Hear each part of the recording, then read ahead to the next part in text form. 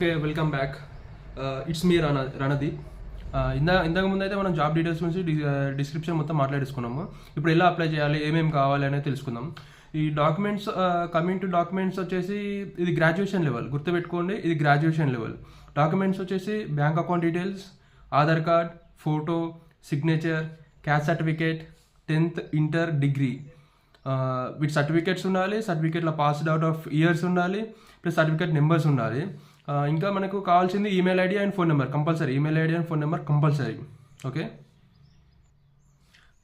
coming to how to apply, the candidates can apply for notified post only, anyone RRB only as per the eligibility through online application mode by visiting the official website. RRBs are listed at para 2.20.4. మనం ఏదైనా కూడా RRB వెబ్సైట్లోకి వెళ్ళి చూసి డీటెయిల్గా చూసి దానిపై మనం చేసుకోవాలి. ఎలా అప్లై చేయాలంటే మనకు కొన్ని read the information and instruction detail, and instructions అనేది డీటెయిల్గా చదవాలి. ఎందుకంటే కొంచెం పొరపాటు చేసినా కూడా మనకు చేసిన అప్లికేషన్ అనేది రిజెక్ట్ అయిపోతుంది. దానికి ఎందుకంటే ఎడిటబుల్ ఆప్షన్ అనేది ఒక్కసారి మనం ఎంటర్ చేశాక ఎడిటబుల్ ఆప్షన్ అనేది రాదు. గుర్తుపెట్టుకోండి, ఒక్కసారి ఎంటర్ చేసినాక తప్పు పోతే మళ్ళీ రాదు, తిరిగి రాదు. ఒక్కసారి చేయారిందంటే దాన్ని రివర్స్ తీసుకురావడం మనతోని కాదు. లాస్ట్కి ఒక ఆప్షన్ ఇస్తాడు, అప్పుడు కూడా ఒకవేళ ఎడిట్ అవ్వచ్చు, ఎడిట్ కాకపోవచ్చు. ఎడిట్ కాకపోతే నువ్వు జాబ్ ఆపర్చునిటీ లూజ్ అయినట్టే ఇంకా. ఓకే, ఇక్కడ ఏమి ఇచ్చాడంటే read all information and instructions detail in త్రూలీ before starting to fill up the application by clicking appropriate link on the RRB website. Link అనేది కరెక్ట్గా చూసుకొని కరెక్ట్ లింక్లోనే అప్లై చేసుకోవడం చాలా మంచిది. ఇక్కడ చెప్పేది ఏంటంటే scan documents in JPG format, JPEG ఫార్మాట్లోనే ఉండాలి మన ఫార్మ్స్ అనేవి, మన ఏంది డాక్యుమెంట్స్ అనేవి. లైక్ ఎట్లా అంటే క్యాండిడేట్ ఫోటోగ్రాఫ్ వచ్చేసి ఇమేజ్ సైజ్ వచ్చేసి 20 KB to 50 KB ఈ మధ్యలో ఉంటేనే అప్లికేషన్ అనేది తీసుకుంటుంది, లేకపోతే రిజెక్ట్ అవుతుంది. గుర్తుపెట్టుకోండి. మళ్ళీ తర్వాత వచ్చేసి సిగ్నేచర్ కూడా వచ్చేసి 10 KB నుంచి 40 KB ఉండాలి. కేబీలలోనే ఉండాలి, ఎంబీలలో ఉంటే మాత్రం తీసుకోదు. SC/ST certificate only for candidate seeking the free travel pass and JPG image size 50 KB to 100 KB. ఈ SC/ST సర్టిఫికేట్స్ అనేది 50 KB to 100 KB మాత్రమే ఉండాలి. ఎక్కువ ఉన్నా తీసుకోదు, తక్కువ ఉన్నా తీసుకోదు. దీనికి సంబంధించిన లింక్స్ అనేది ఆ వెబ్సైట్లో ఉంటాయి. అడిగి పోయి మీరు అప్లోడ్ చేస్తే అవి ఆటోమేటిక్గా మనకు కావాల్సిన ఎంత కేబీలో కావాలో అంత కేబీలో మనకు కన్వర్ట్ చేసి ఇచ్చేస్తుంది. దీనికి ఇబ్బంది పడాల్సిన అవసరం లేదు. గుర్తుపెట్టుకొని ఇప్పుడు ఇక్కడ కావాల్సిన సర్టిఫికేట్స్ ఏంటి, డాక్యుమెంట్స్ ఏంటి మనకు Aadhaar card, photo, signature, caste certificate, వచ్చేసి 10th inter degree, graduation level కాబట్టి 10th ఇంటర్ డిగ్రీ కంపల్సరీ ఉండాలి. డిగ్రీ పాస్ అయ్యి ఉండాలి. పాస్ అయ్యి ఉంటేనే మీకు ఎలిజిబుల్ ఉంటుంది. ఒకవేళ మీరు అప్కమింగ్ ఇప్పుడు 2024 పాస్డ్ అవుట్, నాకు ఇంకా రిజల్ట్ రాలే, వెయిటింగ్ ఫర్ రిజల్ట్ అంటే మీరు అప్లై చేయకండి. అప్లై చేయకపోవడమే బెస్ట్ నాకు తెలిసినంత వరకు. ఈమెయిల్ ఐడి, మొబైల్ నెంబర్ అనేది కంపల్సరీ. ఇప్పుడు ఎట్లా అంటే మనం నెక్స్ట్ ప్రాసెస్ ఏంది, స్టెప్స్ టు అప్లై, ఎలా అప్లై చేయాలో చూద్దాం. ఇప్పుడు ఇక్కడ మనకి ఇచ్చిన పీడిఎఫ్లో ఇక్కడ ఎలా అప్లై చేయాలి అవన్నీ డీటెయిల్గా ఇచ్చేసినారు. ఒక్కసారి మీరు మళ్ళీ వెబ్సైట్లోకి వెళ్ళి ఆ పీడిఎఫ్ డౌన్లోడ్ చేసుకొని చూసి మీరు ఏ మిస్టేక్ లేకుండా చేయండి. ఓకేనా. ఫస్ట్ వచ్చేసి click to on the apply. RRB website open చేయగానే మనకు ఒక ఇట్లా డిస్ప్లేలో ఫొటోస్ అవపడతాయి, లైక్ ఇలా అవపడుతుంది అన్నట్టు. ఈ బ్యాక్గ్రౌండ్లో ఎలా ఉందో అలా అవపడుతుంది. అది చూసిన తర్వాత ఇక్కడ క్లిక్ టు అప్లై అని ఉంటుంది, దాని మీద క్లిక్ చేయండి. ఒకవేళ మీకు ఇదివరకు మీరు చేసి ఉంటే మాత్రం మీకు ఆల్రెడీ అకౌంట్ ఉండిపోతుంది. దాంట్లోకి పోయి మొబైల్ నెంబర్ అండ్ పాస్వర్డ్ కొట్టేస్తే మనకు వచ్చేస్తుంది. ఒకవేళ లేని బదులు మీరు మళ్ళీ అకౌంట్ క్రియేట్ చేసుకోవాలి. అలా అకౌంట్ క్రియేట్ చేయడం ద్వారా కొన్ని డీటెయిల్స్ అడుగుతుంది. ఆ డీటెయిల్స్ ఫిల్ చేసారు అనుకో మీకు అకౌంట్ క్రియేట్ అయిపోతుంది. నెక్స్ట్ ప్రాసెస్కి ఇది క్రియేట్ చేసుకున్న తర్వాత నెక్స్ట్ ప్రాసెస్కి వెళ్ళడానికి ఛాన్సెస్ ఉంటుంది. ఓకేనా. ఇక్కడ స్టెప్స్ అనేవి చూసుకుందాం. ఇప్పుడైతే ఫస్ట్ స్టెప్ వచ్చేసి క్లిక్ ఆన్ ద అప్లై. అక్కడ వచ్చేసి 2 అడుగుతాయి, create an account and already have an account. అక్కడ మీకు ఒకవేళ అకౌంట్ ఉంటే నేను ఇందాక చెప్పినట్టు మీరు నెక్స్ట్ స్టెప్కి ప్రొసీడ్ కావచ్చు. ఒకవేళ లేకపోతే మనం ఇంకా ఈ ప్రాసెస్ని ఫాలో కావాలి. To create an account, if a candidate has already created the account notified in 2024, they should use the same account credentials to log in and apply for the CEN as well as if the candidates have not created an account earlier, they must be create account before proceeding. Fill up the application for CEN.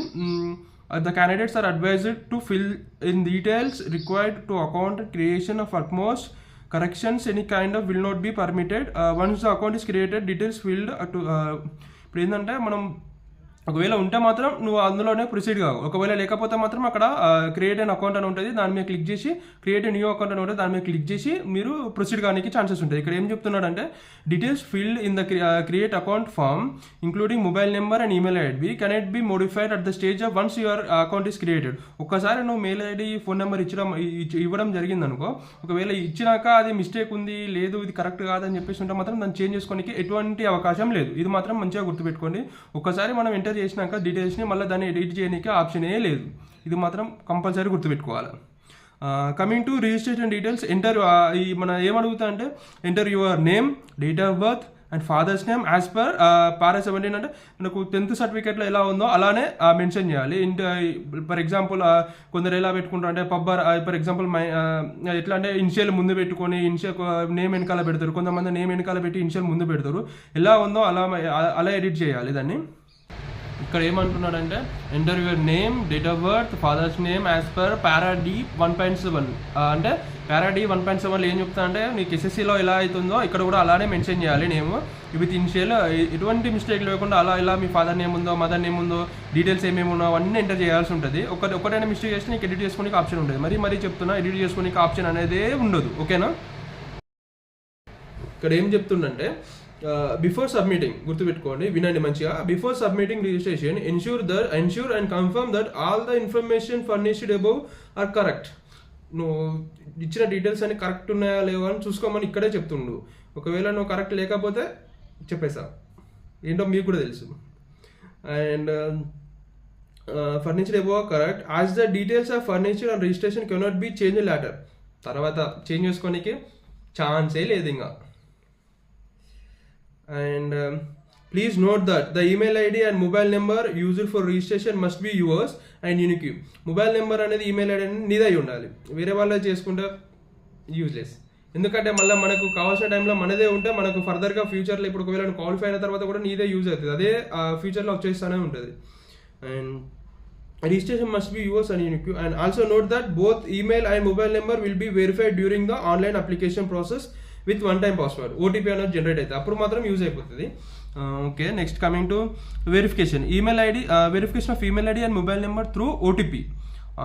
On submitting the primary details, OTP shall be sent to your registered mobile number and email. The candidate should retrieve the OTPs from email and mobile number and then enter into the OTP to proceed the filling the form of application and to make payment through OTP activation link. మనకు OTP అనేది మొబైల్కి వస్తుంది plus email ఐడికి వస్తుంది. అవి రెండు అడిగితే రెండు ఎంటర్ చేసేయండి. రెండు ఎంటర్ చేసిన తర్వాత ఫర్దర్ ప్రాసెస్కి మనము ఫార్వర్డ్ అవుతాం. ఓకేనా? Next verification. Okay sir, unsuccessful of OTP activation. Registration number will be generator and send to register mobile number ID, email ID and mobile number. Email ఐడికి వస్తుంది, మన రిజిస్ట్రేషన్ మన ఇది యూజర్ ఐడి అనేది phone నెంబర్కి వస్తుంది. The candidate should note and preserve that registration number for later reference during the recruitment process and RRB. Note entertain any request seeking registration number. మీకు వచ్చినది రిజిస్ట్రేషన్ నెంబర్ అనేది మీరు జాగ్రత్తగా కాపాడుకుని తర్వాత మీకు ఆర్ఆర్బీ నుంచి మళ్ళీ మీరు మెయిల్ చేసినా కూడా వాళ్ళు రిప్లై చేయడానికి ఛాన్సెస్ ఉండవు, చాలా తక్కువ ఉంటాయి, రేరుగా ఉంటాయి. ఒకవేళ ఇవ్వచ్చు ఇవ్వకపోవచ్చు, అట్లా అని చెప్పేసి మనం దాన్ని పక్కకు పడేసినాం అనుకో మనకు చాలా ఇబ్బంది అవుతుంది తర్వాత కూడా ఫర్దర్గా. అకౌంట్ డీటెయిల్స్ అడుగుతుంది, కంపల్సరీ మీ డీటెయిల్స్ మీకు ఇచ్చాలి. ఎందుకంటే ఇప్పుడు మనం కట్టే 500 ఉంది చూసారా, అందులో నుంచి 400 మనకు ఎగ్జామ్ రాసాక రిఫండ్ అవుతుంది. అది మాత్రం గుర్తుపెట్టుకోండి. ఒకవేళ మీరు మాత్రం మీ సేవ వాళ్ళు ఇచ్చేస్తుంటే మాత్రం వాళ్ళకే పడిపోతుంది.